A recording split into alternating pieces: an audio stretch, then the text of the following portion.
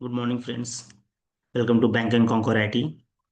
सो guys, कैसे हो आप लोग? आप आई होप कि आप लोग की तैयारी अच्छी चल रही होगी। सो टुडे का लेक्चर, आज का लेक्चर बहुत ज़्यादा इंपॉर्टेंट होने वाला है। एंड हम दो सब्जेक्ट पढ़ेंगे, नेटवर्किंग एंड डीबीएमएस। ये 10 क्वेश्चन है, बट एक्चुअली ये 10 क्वेश्चन नहीं है, हम 10 टॉपिक पढ़ेंगे और बहुत डिटेल्स में एक एक चीज़ के बारे में डिस्कस करूंगा। ठीक है। नेटवर्किंग के क्वेश्चंस हैं एंड डीबीएमएस के। डीबीएमएस के 5 क्वेश्चंस हैं और नेटवर्किंग के एक्चुअली 5 क्वेश्चन, ये 5 टॉपिक हम लोग डिस्कस करने वाले हैं विद क्वेश्चन के साथ। ठीक है। क्वेश्चन है, उसमें कुछ टॉपिक्स दिए हुए हैं, कुछ ऑप्शंस है, हर एक ऑप्शन को बहुत डिटेल में पढ़ेंगे। तो पहला राउटिंग है, बहुत इंपॉर्टेंट है, बहुत बार क्वेश्चन लास्ट ईयर के पेपर उठाकर देख लो। तो ये ओएसएससी ओपन ओपन शॉर्टेस्ट पास पाथ फर्स्ट पे क्वेश्चन आया था I think. TCP control flow पे भी इंपॉर्टेंट है। कंजेशन कंट्रोल है, नेट है, पैट है, डीएनएस नेटवर्क है। डीबीएमएस में की कंस्ट्रेंट्स के बारे में पढ़ेंगे, बहुत इंपॉर्टेंट है। प्राइमरी की, सेकेंडरी की, इन सब के बारे में। एसक्यूएल जॉइंस के बारे में पढ़ेंगे। ठीक है। ट्रांजेक्शंस क्या होती है, एसिड प्रॉपर्टीज कैसे होती है, इंडेक्सिंग के बारे में, नॉर्मलाइजेशन की। ये सारे टॉपिक्स आप देखोगे तो बहुत ज्यादा इंपॉर्टेंट है, राइट, किसी भी एग्जाम्स में। तो ये सारे टॉपिक्स हम वन बाय वन करके पढ़ते हैं। ठीक है। सो लेट्स स्टार्ट की पहला क्वेश्चन देखेंगे। सो फर्स्ट थिंग आपको क्या करना है, जैसे क्वेश्चन मिले सबसे पहले पॉज करना है आपको video, then you have to read the question carefully each points, and उसके बाद try to attempt it. And in the sessions आप ये देखो कि आपने कितना क्वेश्चन करेक्ट किया, और comment box, okay, comment box में अपना आंसर बताओ कि आपने कितना करेक्ट किया। ठीक है। क्वेश्चन थोड़े से सिनेरियो बेस्ड हैं, बट एक्चुअली एग्जाम में बहुत बेनिफिट होंगे आपके लिए। ठीक है। So let's start.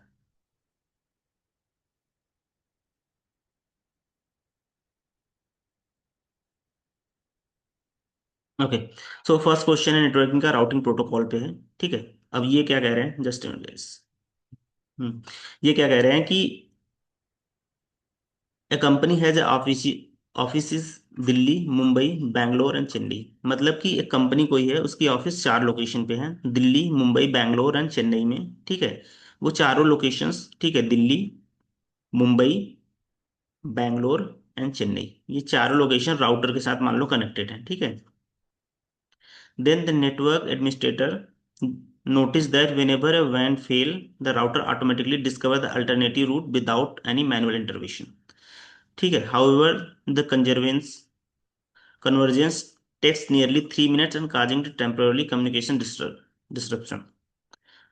ये क्वेश्चंस अगर आप देखो तो पता नहीं क्या बोल रहे हैं, ऐसे वैसे। ठीक है, ये ऐसे है वैसे, बट एक्चुअली में ये आपको टेस्ट करना चाह रहा है कि आपके पास जो ऑप्शंस हैं, राउटिंग प्रोटोकॉल्स जो हैं, क्या उसके बारे में डीप नॉलेज है आपको, आपको उसकी प्रॉपर्टीज पता है। ठीक है। तो ये कह रहा है कि अगर कोई राउटिंग, कोई वैन फेल हो रहा है, वाइड एरिया नेटवर्क फेल हो रहा है, तो ऑटो अगर दिल्ली से मुंबई फेल हुआ तो ऑटोमेटिक एक अल्टरनेटिव रूट ये डिस्कवर कर लेगा। लेकिन जब ये डिस्कवर करने में या पैकेज ट्रांसफर करने में ये पूरा टोटल 3 मिनट का टाइम ले रहा है। ठीक है। मतलब कि टोटल टाइम 3 मिनट ले रहा है कि फिर से रीस्टार्ट होने में पूरा चीज सिस्टम्स। ठीक है। तो ये कैसे करेंगे इस क्वेश्चन को, तो एक एक ऑप्शंस को हम बहुत डिटेल में पढ़ेंगे। सबसे पहले आपको ये पता चले राउटिंग प्रोटोकॉल्स होते क्या हैं। राउटिंग प्रोटोकॉल गैस कुछ नहीं होता है, एक रूल होता है, सेट ऑफ रूल्स। प्रोटोकॉल का मतलब रूल होता है, राइट। सेट ऑफ रूल होता है जो कि डेटा को ट्रेवल करने में सोर्स नेटवर्क से डेस्टिनेशन नेटवर्क में ले जाने के लिए ये रूल बनाए गए। ठीक है। उस रूल के अंदर बहुत सारे ऑप्शंस हैं, आप किस तरह से लेके आप कौन सा रूल यूज करना चाह रहे हैं, जैसे कि कौन सा प्रोटोकॉल यूज करना चाह रहे हैं। आपके पास ये है open shortest path first routing information protocol, border border gateway protocol and static routing. देखो, आप देखो यहाँ पे एक क्वेश्चन बताइए, क्वेश्चन में ही लिखा है कि ऑटोमेटिक डिस्कवर रूट कर रहा है। स्टैटिक राउटिंग कभी भी ऑटोमेटिक डिस्कवर नहीं करता, ये डायनेमिक राउटिंग का काम है। तो ये तो गलत हो गया ऑप्शन, पहला गलत हो गया। अब देखो, अब दो तरह के राउटिंग्स होते हैं, एक स्टैटिक राउटिंग होता है, एक डायनेमिक राउटिंग होती है। ठीक है। स्टैटिक राउटिंग क्या करता है कि आपको मैनुअली, जो नेटवर्क एडमिनिस्ट्रेटर मैनुअली जा जाके कॉन्फ़िगर करता है सारा चीज, तो वो तो होगा नहीं। डायनेमिक राउटिंग में ऑटोमेटिकली डेटा, जो भी हमारा कॉन्फ़िगरेशन है, वो ऑटोमेटिकली राउटिंग टेबल अपडेट होता है। ठीक है। बहुत ज़्यादा इंपॉर्टेंट है ये लार्ज नेटवर्क के लिए। ठीक है। अब इसके बाद दो चीज़ें और चीज़ समझ लीजिए कि इसका क्लासिफिकेशन, जब हम राउटिंग प्रोटोकॉल क्लासिफिकेशन करते हैं तो ये चीज़ें डिवाइड हो जाएंगी। ठीक है। मैं अभी ये इसलिए बता रहा हूँ ये सारी चीज़ें कि आप लोगों को समझ में आ जाए कि ये क्या क्या है। एक्चुअली ये दो तरह क्लासिफिकेशन है। एक तो एक ऑर्गेनाइजेशन के अंदर काम कर रहे हैं, जैसे कोई बैंक है तो बैंक एक सेम नेटवर्क पे काम करेगा सब जगह सारे ब्रांचेज को, ठीक है। तो उसको बोलते हैं आईजीपी। एंड एक ये होता है ईजीपी। आईजीपी का मतलब होता है कि interior interior gateway protocol, and EGP का मतलब होता है एक्सटीरियर गेटवे प्रोटोकॉल, ठीक है। जो क्लासिफिकेशन हमारा राउटिंग प्रोटोकॉल का दो तरह के हैं, IGP and EGP. Interior gateway protocol, इसमें क्या होता है इंटीरियर गेटवे प्रोटोकॉल में गाइस, कि जब कोई एक सिंगल ऑर्गेनाइजेशन किसी नेटवर्क को मैनेज कर रहा है, ठीक है, तो वहां पे हम लोग आईजीपी यूज करते हैं। जैसे कि बैंक है, बैंक एक सिंगल नेटवर्क पे, सारे नेटवर्क सिंगल नेटवर्क से कनेक्टेड है, सिंगल आईसी प्रोवाइडर हो सकता है, ठीक है, जो कि कनेक्टेड है, राइट। तो यहाँ पे तीन चार चीजें आती हैं इसके अंदर, हम लोग पढ़ते हैं। एक होता है RIP, routing information protocol, OSPF, ठीक है। एक होता है ईआईजीआरपी, एक होता है आईएसआईएस, एक होता है, ठीक है। इन सबको बहुत डिटेल से आप लोग पढ़ लेना, बट मैं कुछ एक दो चीजें जो ऑप्शंस में है मैं वो डिस्कस करूंगा बहुत अच्छे से, ठीक है। जैसे कि रिप है, ओएसएफई है, इसमें एक होता है BGP. BGP border gateway protocol, ठीक है। ये एक्सटीरियर है, मतलब कि अगर सोचो कि इंडिया में अगर जियो को कांटेक्ट करना है एयरटेल सर्विस प्रोवाइडर से, तो कैसे करेगा? क्योंकि जियो तो एक ओन ऑर्गेनाइजेशन है, राइट। तो वो इन एक्स्ट्रा ओपन अपने इंटरनेट सर्विस प्रोवाइडर से बाहर जाके कांटेक्ट करना हो किसी दूसरे इंटरनेट सर्विस प्रोवाइडर से, तो हम लोग बीजीपी यूज करते हैं, बॉर्डर गेटवे प्रोटोकॉल। इसी प्रकार से जैसे कि हमारे पास है माइक्रोसॉफ्ट का है अपना अलग है, गूगल का अपना अलग है, ठीक है। तो इन सबको कांटेक्ट करने के लिए, एक दूसरे से कनेक्ट करने के लिए कैसे होगा? एक्चुअली ये बीजीपी ना, यही बोलते हैं, इसके ही थ्रू जो है इंटरनेट काम करता है, बॉर्डर गेटवे प्रोटोकॉल के थ्रू, ठीक है। अभी इसकी कहानी आप लोग पढ़ लेना कैसे है, क्या काम करता है। मैं इसके बारे में, इन दोनों के बारे में और इसके बारे में डिटेल से थोड़ा समझाता हूँ, देखो। अब हमारे पास पहला ऑप्शन है ओपन शॉर्टेस्ट पाथ फर्स्ट, ठीक है। ये क्या करता है, देखो हमारे पास राउटर्स हैं, यहाँ पे सब जगह राउटर लगे हुए हैं, दिल्ली, मुंबई, बैंगलोर, चेन्नई, राइट। तो ओपन शॉर्टेस्ट पाथ क्या करता है कि सबसे पहले तो ये राउटिंग इंफॉर्मेशन एक दूसरे के साथ शेयर करते हैं, ठीक है। जब राउटिंग इंफॉर्मेशन एक दूसरे के साथ शेयर करेंगे तो होगा क्या कि इसके पास इसकी राउटिंग इंफॉर्मेशन होगी, मतलब कि दिल्ली के पास मुंबई का होगा, बैंगलोर के पास मुंबई का होगा, और क्या करेगा, मुंबई के पास क्या होगा, चेन्नई का भी होगा और दिल्ली का भी होगा। लेकिन ये एक दूसरे के साथ इतना कनेक्टेड होते हैं गाइस कि ये फिर ये जब इसके पास चेन्नई का आएगा तो फिर ये चेन्नई का लेगा, मतलब कि हर एक राउटर का इंफॉर्मेशन होता है, कोई भी राउटर। तो इससे ये बहुत फास्ट होता है, अगर कोई भी ब्रेक होता है तो इसको ये टाइम नहीं लगता कि कितना टाइम लगेगा कि डिस्टेंस आइडेंटिफाई करने में, बैंडविड्थ आदि, इसको ऑलरेडी सब कुछ पता है। तो इसमें तो कंजर्वेंस टाइम जो रीस्टार्ट ट्रांसमिशन फिर से करने के लिए जो टाइम लग रहा है वो जीरो लगता है, मतलब टाइम लगता ही नहीं है, बहुत मिनिमम लगता है। तो ये तो होगा ही नहीं। तो मतलब कि ओएसएफई के पास क्या है कि ये सारे राउटर के पास सारे राउटर की इंफॉर्मेशन होती है, ठीक है। तो ये तो होगा नहीं, पहली चीज, ठीक है। और दूसरी चीज हम पढ़ते हैं routing information protocol. Routing information protocol कहता है कि हर एक राउटर के पास उसके नियर बाय राउटर का इन्फॉर्मेशन होता है, ठीक है। कि इसके पास इसकी इन्फॉर्मेशन होगी, दिल्ली के पास मुंबई का होगा और बैंगलोर का होगा, उसके पास चेन्नई की इन्फॉर्मेशन नहीं होगी। और इसमें क्या है कि 30 सेकेंड,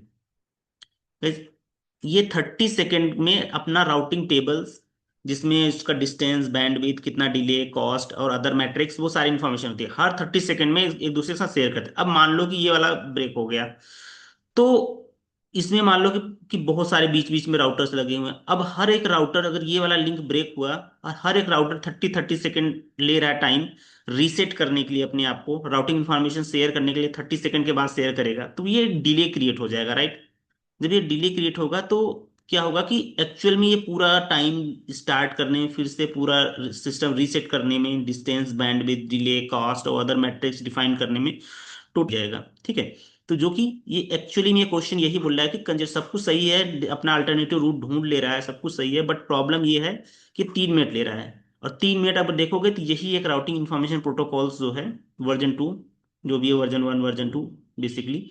तो ये एक्चुअली में यही क्वेश्चन का आंसर होगा, ठीक है। अब बीजेपी क्या कहता है, border gateway protocol. Border gateway तो अब मैंने बताया कि बॉर्डर गेटवे प्रोटोकॉल यूज होता है जब डिफरेंट ऑर्गेनाइजेशंस या डिफरेंट आईएसपी प्रोवाइडर एक दूसरे के साथ कम्युनिकेट करना चाह रहे हो, जैसे कि जियो एयरटेल के साथ, एयरटेल टाटा के साथ, वोडाफोन के साथ, इन सब के साथ कांटेक्ट करना है तो फिर हम लोग बॉर्डर गेटवे प्रोटोकॉल का यूज करते हैं। ठीक है, अभी कोई डाउट है इस क्वेश्चन में तो आप हमें कमेंट सेक्शन में बता सकते हैं। Let's go to next question. ठीक है, इसका देखिए आंसर भी दिया है टू। ये कुछ मैंने मैट्रिक्स बना रखे हैं, टेबल है।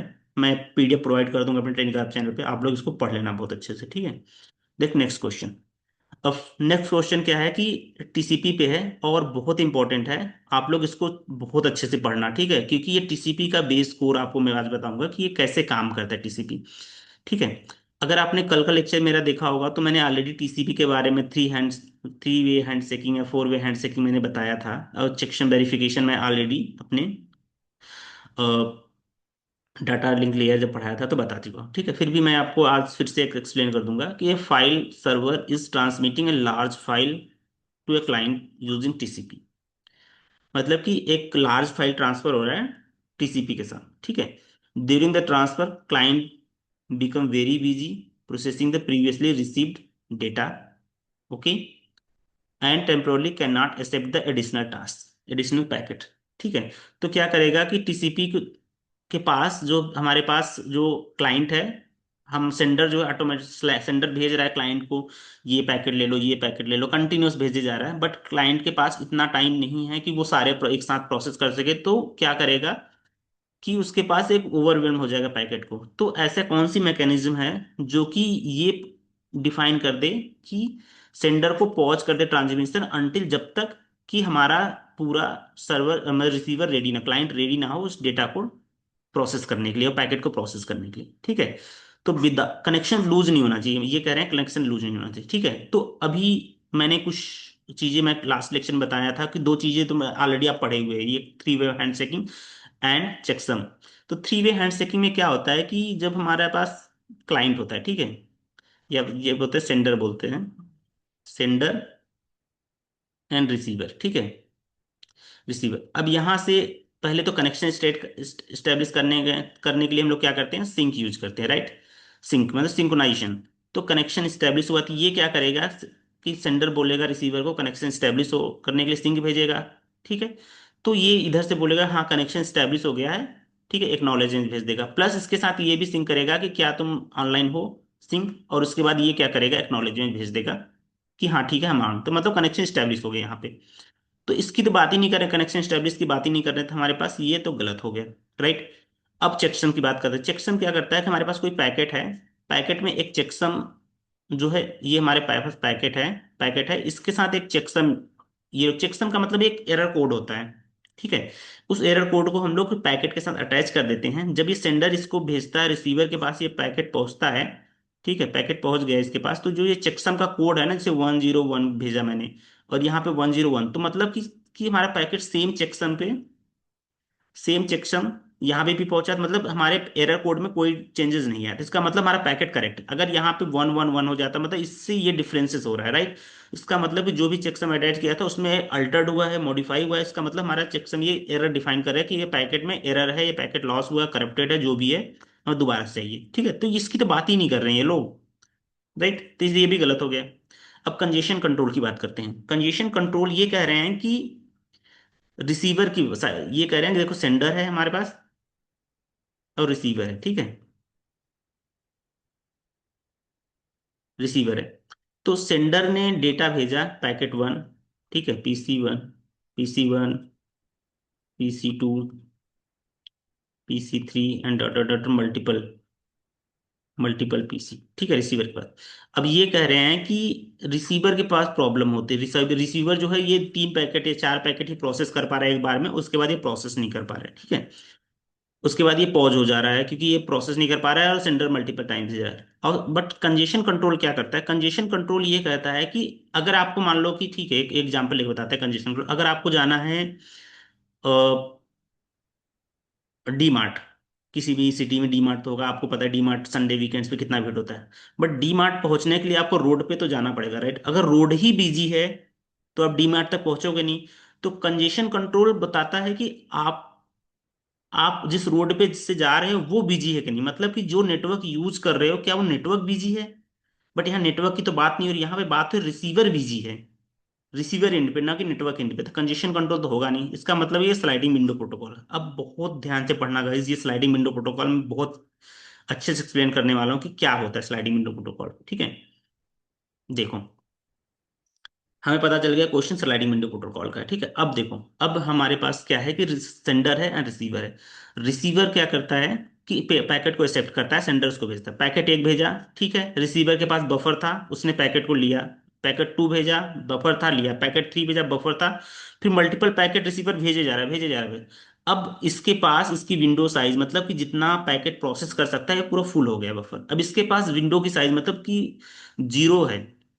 विंडो का साइज मतलब कि number of the packets he can process, ठीक है। अब इसके पास कोई बचा ही नहीं है कि जहां पे ये पैकेट को एक्सेप्ट कर ले और प्रोसेस करे, राइट। तो ये क्या करेगा कि सेंडर को एक विंडो साइज जीरो भेज देगा। जैसे ही सेंडर को विंडो साइज जीरो भेजेगा, इस सेंडर को पता चल जाएगा कि रिसीवर के पास बहुत ज्यादा पैकेट हो चुका है और उस चीज को हम लोग नहीं भेज सकते। ये कैसे करता है, ये हमारे पास फ्लो कंट्रोल, आपने flow control data data link layer में पढ़ा था ना, कि कैसे फ्लो को कंट्रोल करते हैं, कि ऐसा नहीं कि भेजते रहे रिसीवर के पास, ओवरवेलम हो जाए पैकेट्स का और रिसीवर ब्लास्ट हो जाए। तो ऐसा तो होता नहीं, राइट। तो विंडो साइज जैसे इसके पास जाएगा, फ्लो कंट्रोल उसको कंट्रोल कर देगा डेटा को, पैकेट्स को, कि आप पैकेट ना भेजो। फिर क्या होगा कि फिर सेंडर क्या करेगा, वेट करेगा अनटिल की जब तक कि नया पैकेट के लिए रिक्वेस्ट ना आ जाए। जैसे ही सारा पैकेट प्रोसेस होगा, रिसीवर के पास अब बफर कुछ टाइम कुछ पैकेट बच जाएगा, तो रिसीवर भेज देगा कि भाई मेरी विंडो साइज 5 है। विंडो साइज 5 का मतलब ये होता है कि रिसीवर को अब 5 पैकेट आप भेज सकते हो। फिर से ये ट्रांसमिशन रिज्यूम करेगा और सेंडर स्टार्ट पैकेट भेजना पड़ेगा, ठीक है। भेजते रहेगा, भेजते रहेगा। तो इसमें क्या है, कनेक्शंस जो क्लोज नहीं कर रहा है यहाँ पे, सेंडर वेट करेगा और न्यू पैकेज भेजना स्टॉप कर देगा, दैट्स ऑल। तो ये क्वेश्चन, अगर ये वाला क्वेश्चन देखो तो इसका सही यही बोल रहा है ना कि which TCP allow the sender to pause transmission until receiver is ready again without losing the connection, right. तो यही हमारा इसका करेक्ट आंसर होगा। समझ में आ गया? अगर फिर भी कोई डाउट है इसमें तो आप मुझे कमेंट बॉक्स में बता सकते हैं, ठीक है। मैं ट्राई करूंगा अपनी तरफ से बेस्ट एक्सप्लेन करने का। और ये सारे टॉपिक पढ़ने के बाद आप लोगों को इन सब में कोई इश्यूज नहीं आएंगी। बहुत इंपॉर्टेंट इंपॉर्टेंट टॉपिक्स हैं और मोस्टली एग्जाम से पूछे ही जाते हैं ये, ठीक है। Next question. नेक्स्ट क्वेश्चंस अभी हमारे पास हमने पढ़ के आया कंजेशन कंट्रोल। कंजेशन कंट्रोल क्या कहते हैं, नेटवर्क की कंजेशन को बताता है, कंजेशन कितना है, कंजेशन कितना है इसमें, ठीक है। अन स्लो स्टार्ट, ठीक है, इसमें पढ़ेंगे। अब देखो, तीसरा क्वेश्चन क्या कह रहा है कि बहुत ध्यान से पढ़ना। कोई कंपनी है, ई कॉमर्स कंपनी वेबसाइट है, वो एक्सपीरियंस कर रही है सडन स्पाइक। सडन स्पाइक कब होता है कि कोई फेस्टिवल सीजन चल रहा है, अचानक से सेल बढ़ गई किसी चीज की, या फिर कोई वो है डिस्काउंट ऑफर है तो सेल बढ़ गई, ठीक है। और उस टाइम पे festival, during the festival season cell पे, तो अचानक से उस, जैसे कि अमेजोन का सेल आ रहा है अभी कल, जो है इसका फ्लिपकार्ट का सेल होगा, ठीक है। तो अचानक से पता है फ्लिपकार्ट में बहुत सारे यूजर्स एक साथ लॉग इन कर लिए और वो रिक्वेस्ट कर रही है, प्रोडक्ट सर्च कर रहे हैं, वो प्रोडक्ट, मतलब डिफरेंट डिफरेंट रिक्वेस्ट भेज रहे हैं जो पैकेट के फॉर्म, मुझे ये वाला प्रोडक्ट दिखा दो, मुझे वो वाला प्रोडक्ट दिखा दो, ठीक है। तो होगा क्या कि कभी कभी होता है कि मल्टीपल पैकेट लॉस, क्योंकि अब मान लो कि किसी ने बोला कि मुझे चाहिए लैपटॉप। लैपटॉप का अगर सर्च होना शुरू किया, लाखों करोड़ों लोग एक साथ एक ही लैपटॉप को सर्च करेंगे, तो सर्वर बहुत बिजी हो जाएगा सेम लैपटॉप को सबको शो करने में, सेम ही डेटा को, राइट। लाखों करोड़ लोग को। तो क्या होगा, कुछ लोग को देगा कि प्रोडक्ट नॉट फाउंड, ठीक है, आइटम नॉट फाउंड, या ऐसे करके कुछ प्रोडक्ट लॉस होना, पैकेट लॉस होना होने लगेगा, ठीक है। या रिक्वेस्ट पहुंचेगा ही नहीं, ठीक है, या डुप्लीकेट जो है एक्नॉलेजमेंट हम भेजते रहेंगे, ठीक है, कि आप दूसरा पैकेट का रिक्वेस्ट भेजो, दूसरा पैकेट आप बार बार सर्च करोगे, उधर से बोलेगा नहीं नहीं आप फिर से सर्च करो, फिर से सर्च करो, ठीक है। ये चीजें होती रहती हैं कभी कभी। तो इस चीज के लिए बोला है कि instead of restarting the transmission from the congestion window one segment, TCP reduce the congestion window and continue transmit without entering a slow start again, ठीक है। तो समझ में आया क्वेश्चन क्या है, ठीक है। तो कह रहे हैं company host website experience sudden spike in during spice during this festival sees a network congestion increases TCP due to packet slot और multiple duplicate instead of restarting the transmission from the congestion window of one segment, TCP reduces the congestion window and continue transmission the without interruption. Which TCP congestion control mechanism is being used? ठीक है। अब कह रहा है कि दोबारा से packet को न सर्च करो, ठीक है, या दोबारा से वेट मत करो इस चीज को, और कैसे इस चीज को रीस्टार्ट कर सकते हैं, मतलब रीस्टार्ट ना करना पड़े और उसी से साथ कंटिन्यू करें, ठीक है। तो इसका क्या मतलब, अभी कुछ ऑप्शंस देखना, अभी ऑप्शंस मत पे जाओ, ठीक है, बस क्वेश्चन समझो कि क्या कह रहे हैं। ठीक है, क्वेश्चन ये कह रहा है आपको कि बिना किसी डिले के आप इस चीज का वेट मत, डुप्लीकेट, अगर मैं बोल रहा हूँ कि मुझे ये वाला पैकेट नहीं मिला, ये वाला पैकेट नहीं मिला, ये वाला पैकेट नहीं मिला, तो आप उस चीज को टाइम आउट के लिए मत वेट करो कि नहीं पहले time sender time out wait करेगा, पैकेट का टाइम आउट इतना है, टाइम आउट होने के बाद मैं दोबारा दोबारा स्टार्ट करूंगा, तो वो तो स्लो स्टार्ट हो गया ना। स्लो स्टार्ट का क्या मतलब हुआ, अगर आप मूवी डाउनलोड कर रहे हो तो सर्वर को ये नहीं पता कि बैंडविड्थ कितनी है, तो वो क्या करेगा, पहले पहला पैकेट देगा, दूसरा देगा, तीसरा देगा, चौथा, पांचवा, फिर ऐसे ऐसे पैकेट इंक्रीज करता जाएगा। ठीक है, तो यहाँ पे क्या है कि बहुत स्लो स्टार्ट हो रहा है, और ये क्या करेगा, अगर मान लो कि एक पैकेट फेल हो गया तो फिर से वो रिस्टार्ट हो जाएगा और फिर से देखेगा कि पता नहीं इसको कितना बैंडविड्थ है, फिर धीरे धीरे स्लो स्टार्ट करेगा ये। ठीक है, स्लाइडिंग विंडो हमने पता किया कि जितना हमारे पास विंडो की साइज होगी पैकेट उतना ही रिसीव होगा। ठीक है, यहाँ अब इसकी भी बात नहीं कर रहे हैं, यहाँ पे डुप्लीकेट एक्नॉलेजमेंट की बात कर रहे हैं कि multiple duplicate acknowledge, packet loss होने के बाद एक पैकेट लॉस हो गया तो यहाँ पे मल्टीपल डुप्लीकेट एक्नॉलेजमेंट भेज रहे हैं। क्यों भेज रहे हैं, क्योंकि हमारे पास जो सेंडर है वो मल्टीपल पैकेट्स भेजे जा रहा है, हम डुप्लीकेट भेज रहे हैं पैकेट, पहला पहला भेजा हमने एक्नॉलेजमेंट, तो होगा क्या कि सेंडर वेट करेगा, दूसरा भेजा तो सेंडर को लगेगा यार कि डुप्लीकेट भेज रहे थे, तीसरा भेज दिया अचानक से, तो तीन डुप्लीकेट जाने के बाद होगा क्या, सेंडर को लगेगा कि यार नहीं ये वाला पैकेट पहुंचा नहीं है, तो फिर क्या करेगा कि ये टाइम आउट को वेट नहीं करेगा। जब टाइम आउट का वेट नहीं करेगा तो फिर ये नेक्स्ट जो पैकेट लॉस हुआ है वो पैकेट दोबारा से भेज देगा। ठीक है, अभी इसको मैं एक्सप्लेन करूंगा, देखो ये थ्री वे हैंड शेकिंग और स्लाइडिंग विंडो तो है ही नहीं, इसको तो आप पढ़ चुके हैं। स्लो स्टार्ट नहीं है क्योंकि यही करना है कि स्लो स्टार्ट होना नहीं, without entering into slow start, तो स्लो स्टार्ट तो होगा नहीं कि स्लो स्टार्ट दोबारा से नहीं करें, फास्ट ही रिकवरी होगी। ठीक है, ये सारी गलत है, लेकिन कैसे फास्ट रिकवरी करता है वो पढ़ते हैं। ठीक है, अब देखो यहाँ पे सेंडर क्या कर रहा है, कोई पैकेट रिक्वेस्ट किया, कोई पैकेट भेजा, ठीक है, यहाँ से एक्नॉलेजमेंट गया, यहाँ से दूसरा पैकेट गया, एक्नॉलेजमेंट वन का मतलब ये है कि हाँ आप दूसरा पैकेट भेज दो, दूसरा पैकेट भेजा, एक्नॉलेजमेंट थ्री मतलब तीसरा पैकेट भेजा, बट ये तीसरा पैकेट लॉस हो गया यहीं पे, राइट। रिसीवर के बाद तीसरा पैकेट पहुंचा नहीं, फिर उसने सेंडर ने चौथा पैकेट भेज दिया, फिर से ये एक्नॉलेजमेंट टू बोलेगा तीसरा पैकेट मिला ही नहीं, मुझे एक्नॉलेजमेंट टू दे दो, तो ये डुप्लीकेट हुआ ना, पहले एक्नॉलेजमेंट टू मांग चुका है ये, फिर से मांगा, फिर से नहीं दिया, फिर से डुप्लीकेट बोला, एक्नॉलेजमेंट टू, तो तीन डुप्लीकेट पैकेट इसने भेज दिए। ठीक है, तो सेंडर को क्या लगेगा कि यार देखो एक पैकेट जाने के बाद एक टाइम आउट होता है कि इस पैकेट को जा करके वहां पे पहुंचा कि नहीं पहुंचा, अगर उस टाइम आउट तक उसके लिए एक्नॉलेजमेंट नहीं आया, ठीक है, तो हम दोबारा भेजेंगे। लेकिन सेंडर को यहाँ पे फास्ट रिकवरी में होता क्या है कि सेंडर क्या करता है कि जितने पैकेट्स वो भेज रहा है, ठीक है, अगर वो पैकेट्स लॉस हो गए हैं और डुप्लीकेट एक्नॉलेजमेंट आ रहा है उस पैकेट के लिए, तो instead of waiting the time out time, वो क्या करेगा, वो रीट्रांसमिट कर देगा जो पैकेट का डिमांड है, कि वो पूरा टाइम आउट नहीं वेट करेगा। ठीक है, पैकेट थ्री रीट्रांसमिट कर दिया, फिर पैकेट सिक्स, फिर एक्नॉलेजमेंट सिक्स आया, ठीक है, फिर उसके बाद पाँच छः भेज दिया एक्नॉलेजमेंट। अब यहाँ पे क्या है कि यहाँ पे देखो हर रिसीवर का एक विंडो साइज, जो मैंने बोला था, बताया था, विंडो साइज उतने उससे ज्यादा पैकेट नहीं प्रोसेस कर पाएंगे। यहाँ पे एक ये चीज हो जाती है कि यहाँ पे रीसेट जीरो नहीं होता, रीसेट वन नहीं होता। रीसेट वन का मतलब होता है कि विंडो साइज जो है उसका वन नहीं होगा कि एक ही पैकेट प्रोसेस करिए, जितनी भी विंडो साइज इसकी होती है उस टाइम पे वो क्या करेगा, उसका हाफ कर देता है। ठीक है, फास्ट रिकवरी में।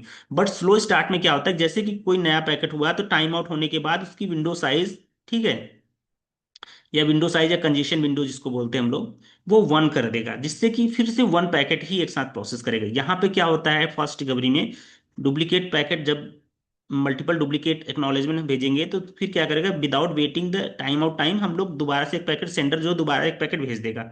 ठीक है, तो वहां पे क्या होगा कि जो कंजेशन विंडो का मतलब वही है कि कितना पैकेट वो ले सकता है, जितना भी उस 10 पैकेट था तो 10 का आधा कर देगा, 5 पैकेट, तो मतलब कि ये वन नहीं करेगा पैकेट, एक ही पैकेट एक बार में प्रोसेस करेगा, वो ये कंजेशन विंडो वन नहीं करेगा, ये उसका हाफ कर देता है। ओके, समझ में फास्ट रिकवरी क्या है।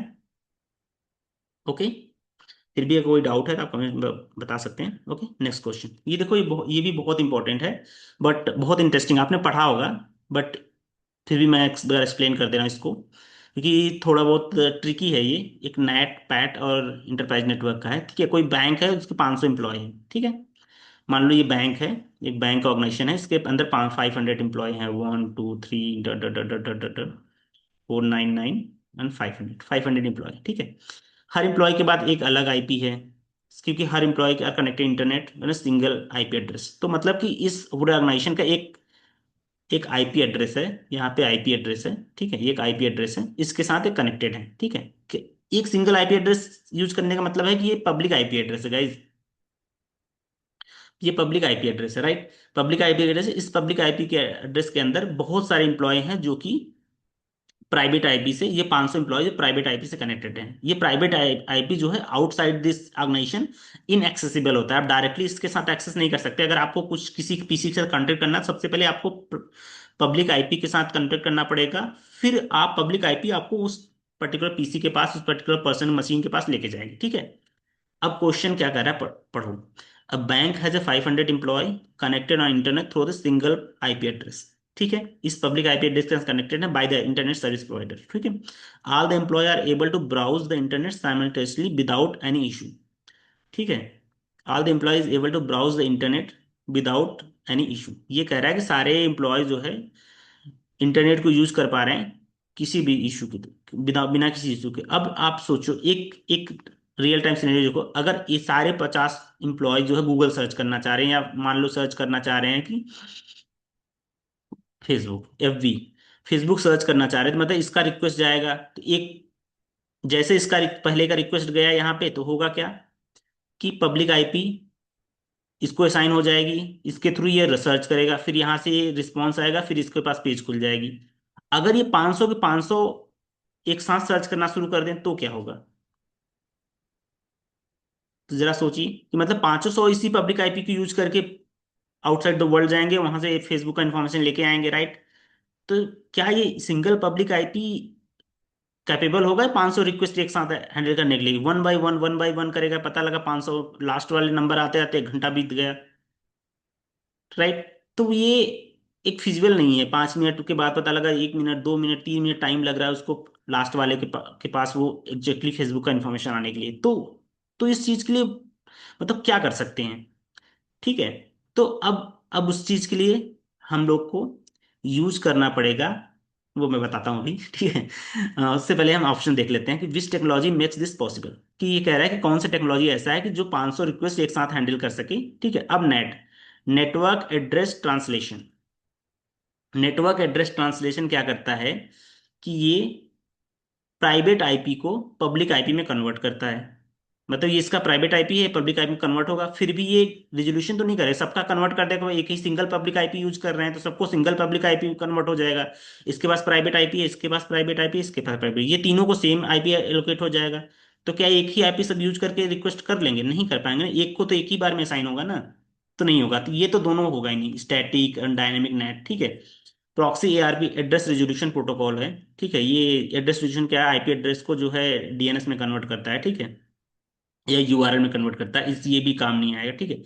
अब ये पोर्ट एड्रेस ट्रांसलेशन क्या है, ये चीज समझो। देखो यूजर वन, अब ये इसका समझाते हैं, ठीक है। यूजर वन है,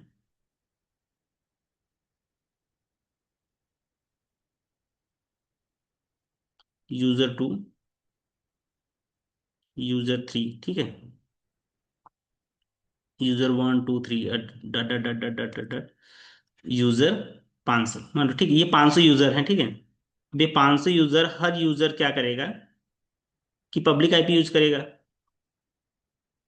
सेम पब्लिक आईपी यूज कर रहे हैं, ठीक है। डॉट 10.128.30.40, ठीक है। अब यही यही सेम आईपी एड्रेस ये भी यूज कर रहा है, सेम आईपी एड्रेस यू भी यूज कर रहा है, सेम आईपी एड्रेस यू भी यूज कर रहा है, पब्लिक आईपी एड्रेस, ठीक है, ये यूज कर। लेकिन ये पैड पोर्ट एड्रेस ट्रांसलेशन क्या करता है कि हर यूजर को पोर्ट दे देगा, इसको 101 दे दिया, मान लो इसको 102 दे दिया, इसको 103 दे दिया, डाटा डाटा इसको वन, इसको 501 दे दिया, ठीक है। तो सबको एक अलग अलग पोर्ट दे दिया। अब क्या होगा कि ये यूज तो करेंगे सेम आईपी एड्रेस, बट ये डिफरेंट पोर्ट के थ्रू जाएंगे, इस पोर्ट के थ्रू रिक्वेस्ट किया, इस पोर्ट के थ्रू रिक्वेस्ट किया, इस पोर्ट के थ्रू रिक्वेस्ट किया, इस पोर्ट के थ्रू। तो क्या होगा कि सारे रिक्वेस्ट एक साथ हैंडल कर देगा सिंगल आईपी एड्रेस।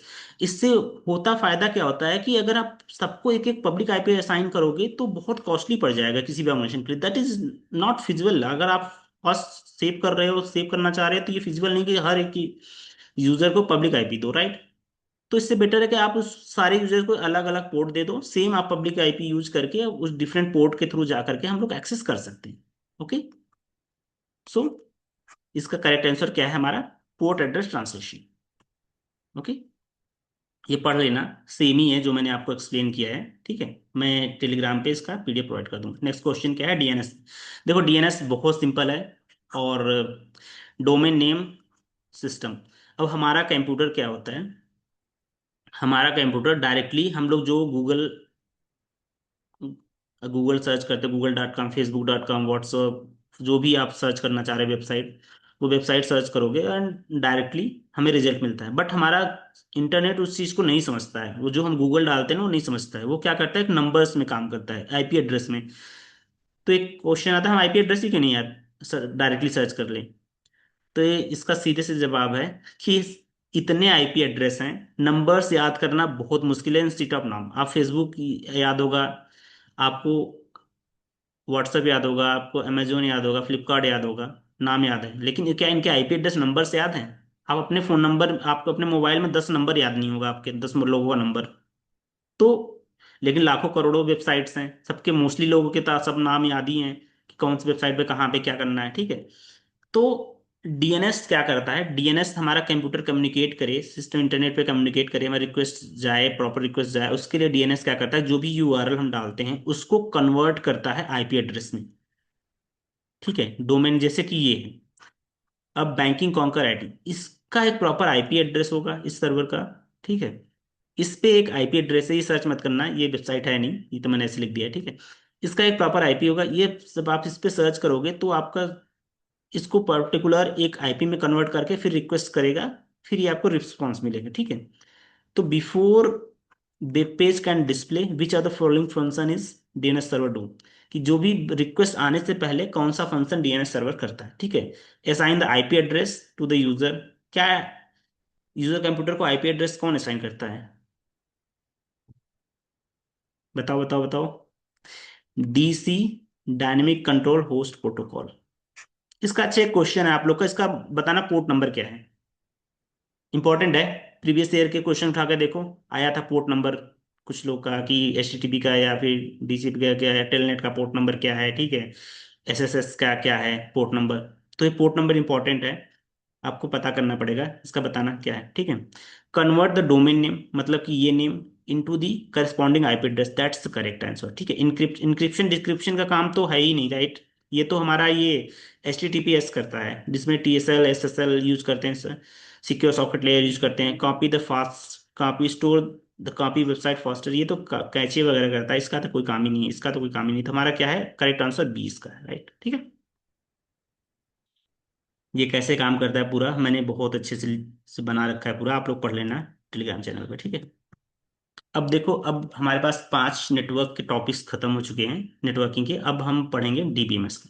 ये भी बहुत इंपॉर्टेंट है, ठीक है, वन बाय वन करके पढ़ते हैं, ठीक है। दिस इज द क्वेश्चन क्या है, प्राइमरी की और यूनिक की वे, कि इसमें क्या डिफरेंस है। देखो, bank is design A database for इस कस्टमर, कस्टमर के साथ, कस्टमर के का एक डेटाबेस है, ठीक है, जिसमें कस्टमर आईडी जो कि एक यूनिकली आइडेंटिफाई करता है ईवी का, कस्टमर आईडी जो है किसी भी रो को आराम से आइडेंटिफाई कर पा रहा है, ठीक है। And can not have the null value, मतलब कि कोई भी इसका नल वैल्यू नहीं है, मतलब कस्टमर आईडी मस्ट प्रेजेंट होगा और नल वैल्यू नहीं है, ठीक है। This database constant most appropriate the customer ID.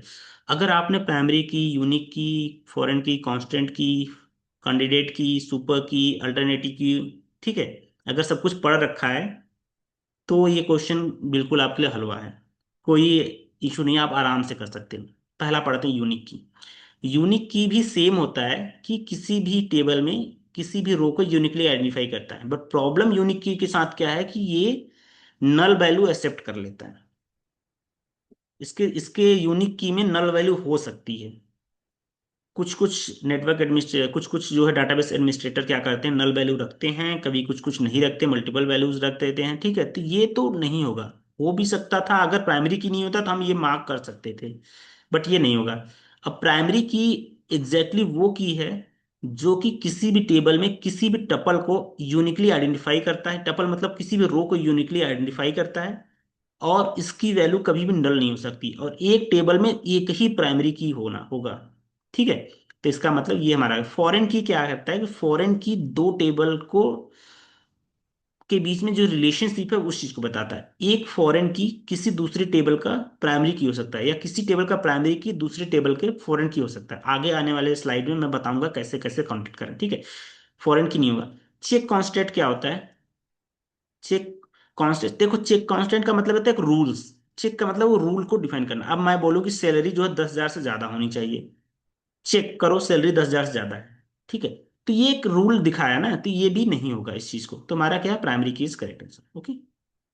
अब दूसरा टेबल देखो, दो ये क्वेश्चन है हमारा कि ये टेबल ये है, ये टेबल ये है, और बाकी ये A B C D चार ऑप्शन है, ठीक है। ये चार ऑप्शन है, और ये हमारा टेबल क्वेश्चन। दो टेबल दिए हैं, एक कस्टमर टेबल है, अकाउंट टेबल है। कस्टमर में कस्टमर आईडी है, टेबल कस्टमर का नेम है, अकाउंट नंबर है, कस्टमर आईडी एंड बैलेंस है, ठीक है। अब कह रहा है कि which of the following which the following SQL query executed, ये एसक्यूएल क्वेरी एग्जीक्यूट किया है, इसका आउटपुट क्या होगा, ठीक है। अब अगर दोनों टेबल को देखो तो ये कस्टमर आईडी इसमें है, कस्टमर आईडी इसमें भी प्रेजेंट है, मतलब कि कस्टमर आईडी, एक टेबल में कस्टमर आईडी एक प्राइमरी की तरह काम कर रहा है, दूसरे टेबल में कस्टमर आईडी जो फॉरेन की काम कर रहा है। तो दोनों को यूज करके हम लोग एक रिलेशन निकाल सकते हैं कि दोनों टेबल में, ठीक है, ज्वाइनिंग के लिए काम आता है बेसिकली ये चीज। यहाँ पे हमारा प्राइमरी की क्या, अकाउंट नंबर। अब देखो क्या कह रहा है, select the customer name account number and from the customer. Customer का नाम, कस्टमर के अकाउंट नंबर जो सेलेक्ट करना, मतलब कि कस्टमर का नेम एंड कस्टमर का अकाउंट नंबर, ये दोनों टेबल में आने चाहिए, ठीक है, फ्रॉम द कस्टमर इस टेबल से, ठीक है। इनर ज्वाइन द अकाउंट, इस टेबल को इनर ज्वाइन करना है, ठीक है, ऑन कस्टमर, ठीक है, ये फॉरेन की रहता है, ठीक है, customer dot customer ID, account dot account ID, account dot customer ID, ठीक है। देखो, अब इसके लिए सबसे बेस्ट तरीका है कि इनर ज्वाइन। अब ज्वाइन को समझना पड़ेगा। ज्वाइन जो है, अगर आप बेसिकली देखो तो तीन तरह के होते हैं, इनर ज्वाइन, आउटर ज्वाइन और सेल्फ ज्वाइन। आउटर ज्वाइन में तीन तरह का होता है, एक होता है left outer join, right outer join and full outer join, ठीक है। तो इनर ज्वाइन, देखो ज्वाइन क्या होता है, ज्वाइन दो टेबल को ज्वाइन करने के लिए बहुत सारे कंडीशन के साथ हम ज्वाइन कर सकते हैं। इनर ज्वाइन क्या करता है, इनर ज्वाइन एक इंटरसेक्शन की तरह काम करता है कि दोनों दोनों टेबल्स में जिन जिन टेबल्स को ज्वाइन करना है, उन टेबल में जो कॉमन वैल्यू है उसको निकाल लो, ठीक है। तो इन सब में देखोगे कॉमन क्या है, इसमें देखो जो भी फॉरेन की है पहले उसको देखना। फॉरेन की में देखो ये तीन चीजें हैं, 101, 103, 104। इसमें 101, 102, 104, मतलब 102 नहीं है, 103 है, 10। तो मतलब ये वाला टेबल, ये वाला कॉलम्स नहीं है इसमें, तो ये मतलब ये एलिमिनेट हो जाएगा इनर ज्वाइन करने के लिए, ठीक है। इसके बाद ये उठाकर देख लो, इसमें देखो अकाउंट नंबर ये कह रहा है नल है यहाँ पे ए में। ऑप्शन देखोगे तो अकाउंट नंबर नल है, तो ये तो होगा नहीं, क्योंकि अकाउंट नंबर कभी नल होगा नहीं किसी भी कस्टमर का, ठीक है। अब देखो ये यहाँ पे ऑप्शन बी, ऑप्शन बी में क्या है, ऑप्शन बी में पहला राहुल, राहुल देख लो, राहुल कौन सा है, 101, 101 यहाँ पे करेक्ट है। फिर नेहा, नेहा कहाँ पे है, यहाँ पे नेहा 103, 103 यहाँ पे करेक्ट है, राइट। एंड देन 10, फिर क्या है, प्रिया, प्रिया केस में 104, 104 यहाँ पे करेक्ट है, राइट। तो ऑप्शन बी इज करेक्ट, ये भी गलत होगा ये भी, तो ऑप्शन बी हमारा इसका करेक्ट। इनर ज्वाइन क्या करता है, इनर ज्वाइन ओनली उस रो को ज्वाइन करता है जो दोनों टेबल्स में कॉमन हो, ठीक है। मतलब मेनली इंटरसेक्शन करता है, जो दोनों में कॉमन है बस वही निकाल करके आपको दे देता है, ठीक है, बस इतना समझ लीजिए। आप लोग को क्या पढ़ना है, आप लोग को पढ़ना self join guys, natural join पढ़ना है आप लोग को, ठीक है। मैंने बताया था तीन है, एक नेचुरल ज्वाइन भी होता है, ठीक है। और उसके बाद आप लोग को पढ़ना आउटर ज्वाइन, ठीक है। आउटर ज्वाइंस में तीन तरह के पढ़ना है, self out, right outer join, left outer join and full outer join. ये आपका होमवर्क है, ये आपको पढ़ना है, ठीक है। फिर एक आठवां क्वेश्चन है हमारा, ठीक है। अब देखो ये एक एसिड प्रॉपर्टीज पे बहुत डिटेल्स में इसको पढ़ेंगे, ये सारे टॉपिक्स है, ठीक है, एसिड के। ये कह रहे हैं कोई कस्टमर ट्रांसफर कर रहा है 10,000 फ्रॉम अकाउंट ए से अकाउंट बी में, ठीक है। और उसके बाद online banking transfer transaction consist of T, ये ट्रांजेक्शन हो रहा है कि पहला ट्रांजेक्शन ये हो रहा है, दूसरा ट्रांजेक्शन ये हो रहा है कि कस्टमर ए से जो है 10,000 विड्रॉ हो रहे हैं, कस्टमर बी में 10,000 क्रेडिट हो रहे हैं, ठीक है। सपोज कह रहे हैं, सिनेरियो दे रहे हैं कि क्रैश हो गया हमारा इमिडिएटली, इसके इसके इतने के बाद हमारा सिस्टम जो है क्रैश हो गया, यहाँ पे क्रैश हो गया, इसमें क्रेडिट ही नहीं हुआ an account B but before adding the account B. तो यहाँ पे डेबिट तो हुआ, यहाँ पे क्रेडिट हुआ। अब ये कह रहे हैं कि कौन सा ऐसी प्रॉपर्टीज इंश्योर करता है कि both the transaction completed successfully और नाइदर ऑपरेशन इज अप्लाइड। देखो, अगर आपने पढ़ा होगा ऐसी प्रॉपर्टी तो इजिली आप इसको मार्क कर दो, मतलब देखते ही क्वेश्चन आप मार्क करके निकल जाओगे, ठीक है। लेकिन अगर नहीं पढ़ा है तो मैं आपको बता रहा हूँ एक एक करके। कंसिस्टेंसी क्या होती है?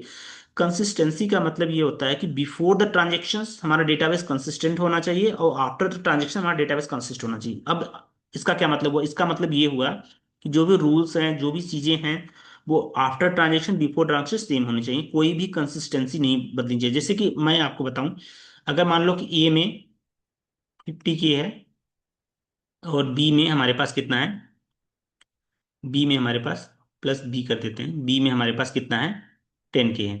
10 के टोटल हमारे पास 60 के होना चाहिए, ठीक है, 60 के है टोटल।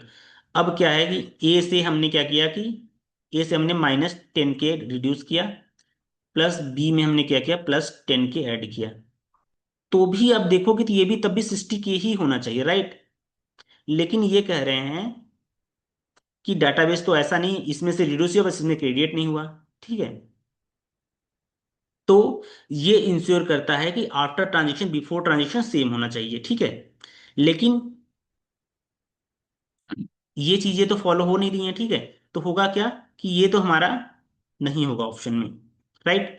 दूसरा क्या? Isolation and atomicity and durability. Isolation क्या है? दो ट्रांजेक्शन एक दूसरे के साथ जो है क्या होगा, दो ट्रांजेक्शन एक दूसरे को इंटरफियर ना करे। एटॉमिसिटी क्या करता है? या तो पूरा ट्रांजेक्शन कंप्लीट हो, या तो कोई भी ट्रांजेक्शन कंप्लीट ना हो। तो यहाँ पे ऑप्शन में देखोगे कि either the both the operation are completed successfully, या और neither operation is applied.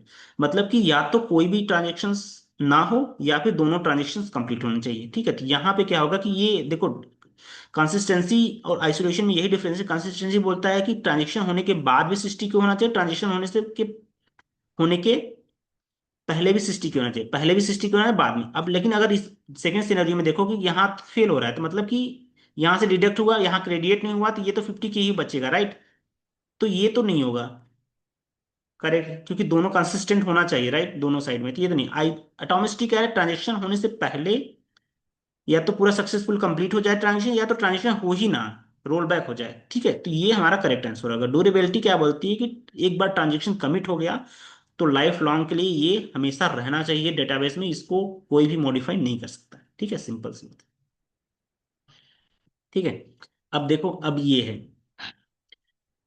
Indexing, SQL indexing का क्या मतलब हुआ, ये चीज मैं आपको एग्जांपल के थ्रू बता रहा हूँ, फिर आपको आराम से समझ में आ जाएगा कि ये क्या है। अब बोल रहा है कि अगर आपको 500 पेज का, ठीक है, कोई बुक दे दिया जाए, अब बोला जाए कि नॉर्मलाइजेशन पढ़ो,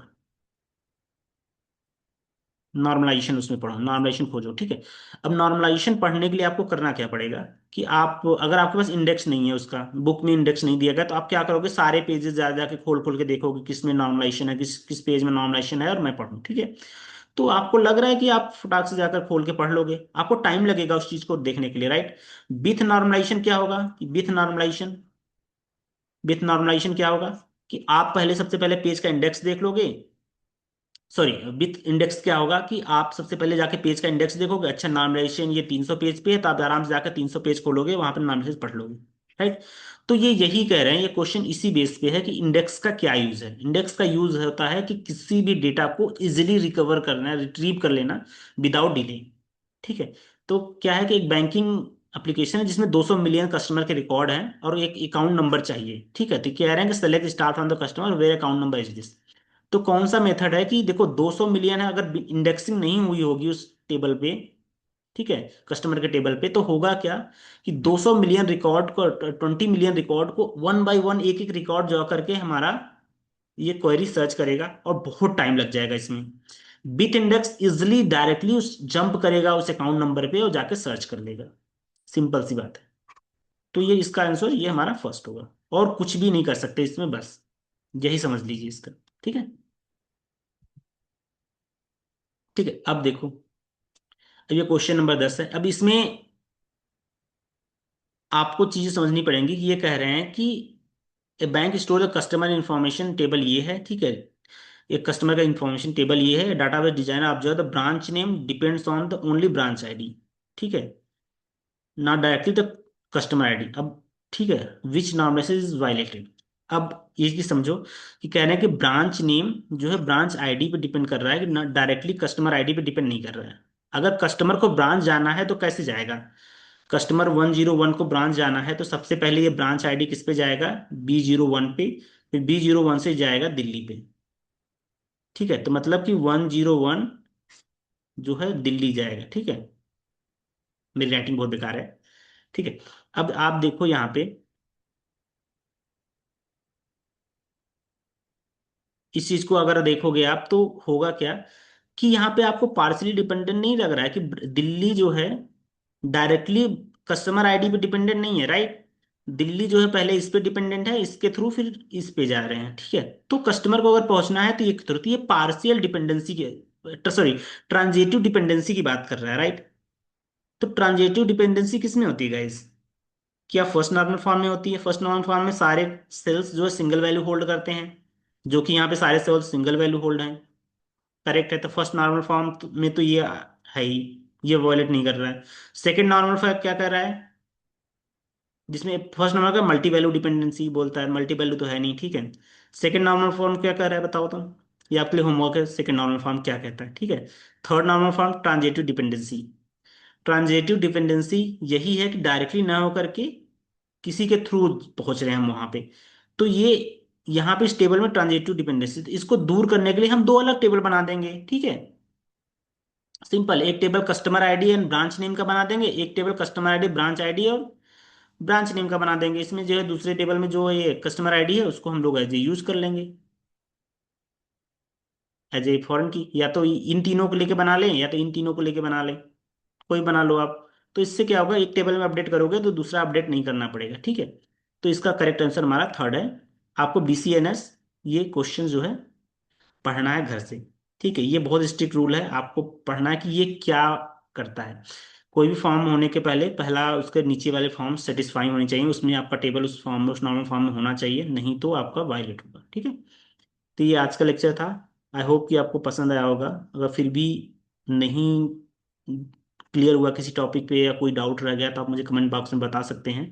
अगर आपको लग रहा है कि कोई टॉपिक आपको पढ़ना चाहिए, नहीं समझ में आ रहा है, तो आप मुझे कमेंट बॉक्स में बता सकते हैं। मैं उस टॉपिक पे आपको वीडियोस बनाऊंगा विद क्वेश्चन के साथ, एक्सप्लेनेशन के साथ। ओके, मेरा मेन गोल है कि आपको सिर्फ 50 60 70 क्वेश्चन ना करवा करके 10 15 क्वेश्चन लेकर आऊं, और उस 10 15 क्वेश्चन से आपका कम से कम 10 से 15 टॉपिक तैयार हो जाए सब्जेक्ट का, जिससे कि मेंस एग्जाम प्री इंड तक आते आते सारे टॉपिक्स 1 से 2 3 बार पूरा कवर हो जाए, रिवीजन हो जाए। अभी इस मंथ में तो ठीक है, नेक्स्ट मंथ से मैं रिवीजन सीरीज लेके आऊंगा और उसमें 25 क्वेश्चंस होंगे, और हर क्वेश्चन जो बहुत आराम से एक एक करके डिस्कस करेंगे। ठीक है, तो तब तक के लिए गाइस धन्यवाद। फिर भी कोई क्वेश्चन है, डाउट है तो आप कमेंट में बता सकते हैं। Thank you.